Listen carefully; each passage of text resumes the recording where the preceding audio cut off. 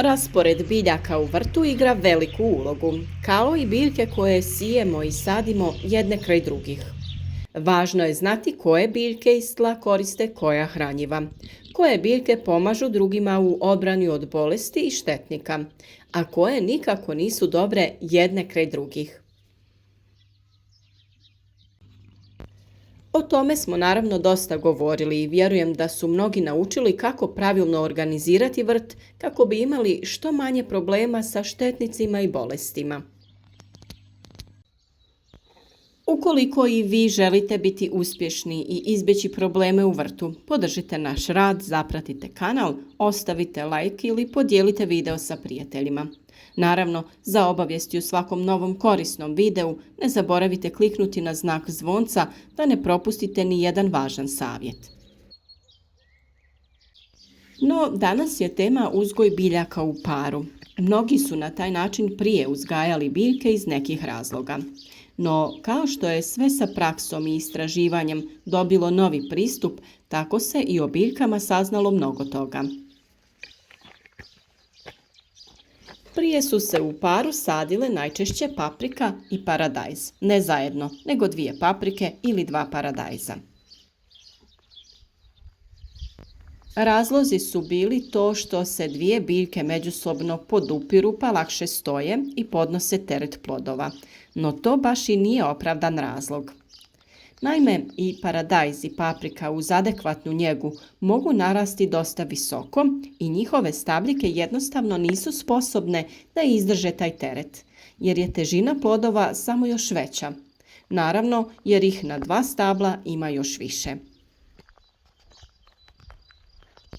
Drugi razlog je bio taj da se štedi prostor u vrtu. Na jednoj biljci koja ima dovoljno prostora i hranjiva u tlu imati ćemo jednak broj plodova, kao i na te 2 biljke koje se guraju i otimaju za prostor i hranjiva. U čemu je stvar? Korijen biljke se širi na određenu dubinu i uzima hranjiva sebi, a ta druga biljka zauzima doslovno taj isti prostor i uzima ista hranjiva sebi. Resursi u tlu su ograničeni i jednostavno neće biti dosta hranjiva kako bi obje biljke kvalitetno napredovale. Veliki problem je i pojava vršne truleži plodova, koja se javlja zbog nedostatka kalcija u tlu, što stvara još veći rizik od te pojave, jer 2 biljke crpe jedan mali prostor u tlu.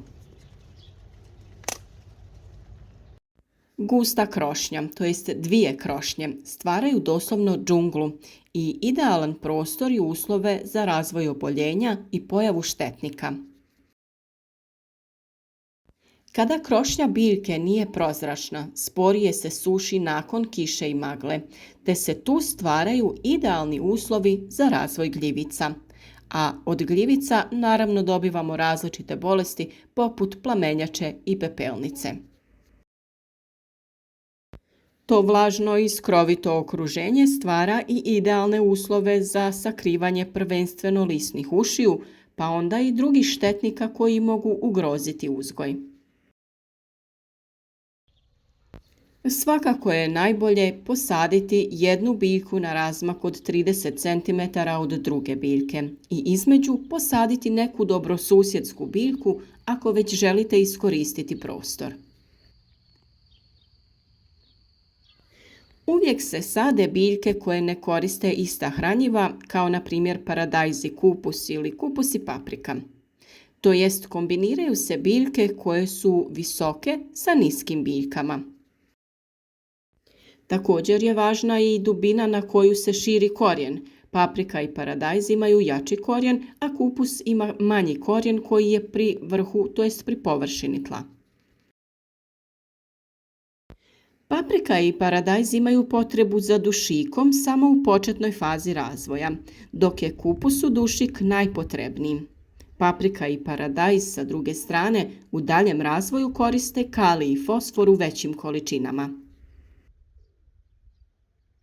Ono što je također važno jeste to da paprika i paradajz stvaraju sjenu i zaštitu od sunca kupusu, pa se samim tim i zadržava vlaga u tlu. Kupus sa svojim bujnim listovima stvara sjenu oko paprika i paradajza, pa se smanjuje broj zalijevanja, to jest ne isušuje se tlo. Sa druge strane, plodovi paprika i paradajza za dozrijevanje trebaju puno sunca, te samim tim opet teorija o dvije biljke pada u vodu. Kako bi biljka paradajza bila zdrava i kako bi plodovi lijepo napredovali, potrebno je uklanjati zaperke koji bespotrebno kradu hranu plodovima koji se razvijaju na rodnim granama.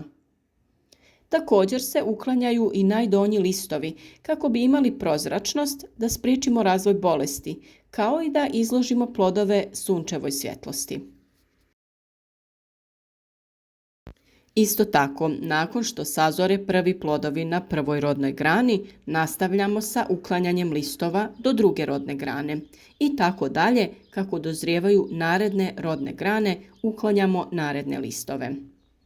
Sve to ne bi bilo moguće uraditi ako su dvije sadnice posađene jedna uz drugu, a ne bi ni imalo nekog smisla.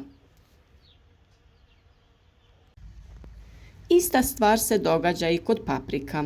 Njoj skidamo zaperke i donje listove te oblikujemo vrh po želji. Tu mislimo na broj rodnih grana na kojima ćemo voditi papriku. Najčešće se tu radi o 2 ili 3 rodne grane, a ostale se pinciraju, to jest uklanjaju. Na ovaj način i kod paprike sprječavamo razvoj oboljenja i povećavamo prinose.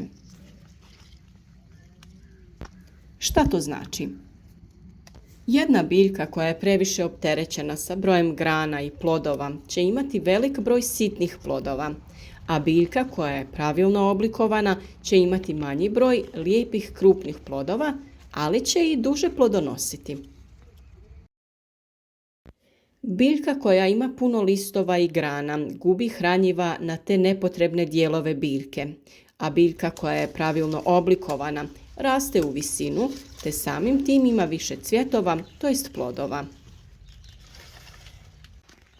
Kao što sam rekla, uvijek je bolje, ako želite uštedjeti na prostoru, da između paprika i paradajza sadite neke druge biljke koje trebaju druga hranjiva i druge uslove.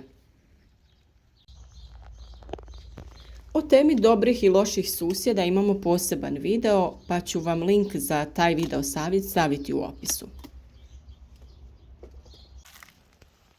A što se tiče oslonca ili potpore za ove biljke, to je neizostavan korak.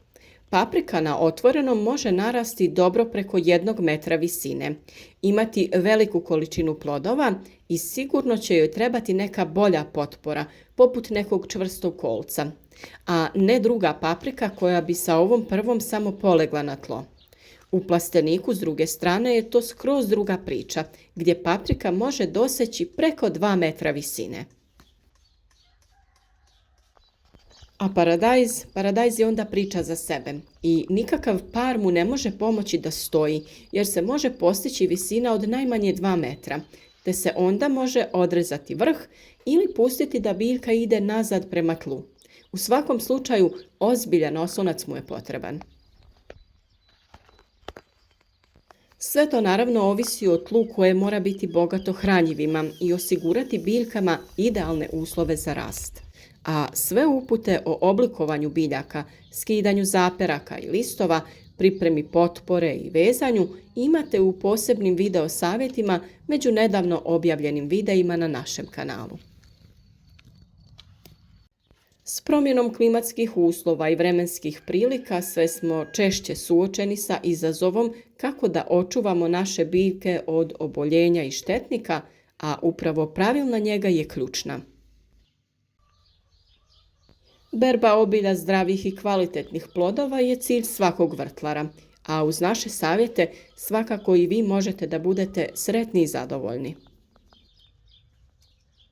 Ukoliko vam je ovaj video bio koristan, podržite nas sa lajkom, podijelite video na društvenim mrežama kako bi vaši prijatelji mogli imati koristi od naših savjeta.